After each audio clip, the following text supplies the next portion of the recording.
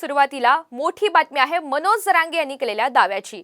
2-3 दिवस थांबा, मोठा पर्दाफाश करणार असा मनोज जरांगे यांनी प्रवीण दरेकर यांच्यावर आरोप केलेला आहे।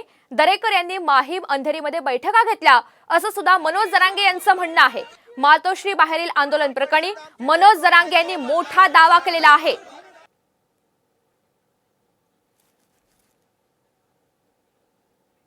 तर 2 ते 3 दिवस थांबा, मोठा पर्दाफाश करणार असं वक्तव्य मनोज जरांगे पाटलांनी केलंय। मनोज जरांगे यांचा प्रवीण दरेकर यांच्यावर आपण आरोप पाहतोय। दरेकर यांनी माहीम आणि अंधेरीमध्ये बैठका घेतल्या असं जरांगे यांचं म्हणणं आहे। आणि कालच आपण पाहतोय मातोश्री बाहेर जे आंदोलन झालेलं होतं त्याच प्रकरणी जरांगे यांनी हा दावा केलाय। नाही, आता नाही टेन्शन घेत आम्ही।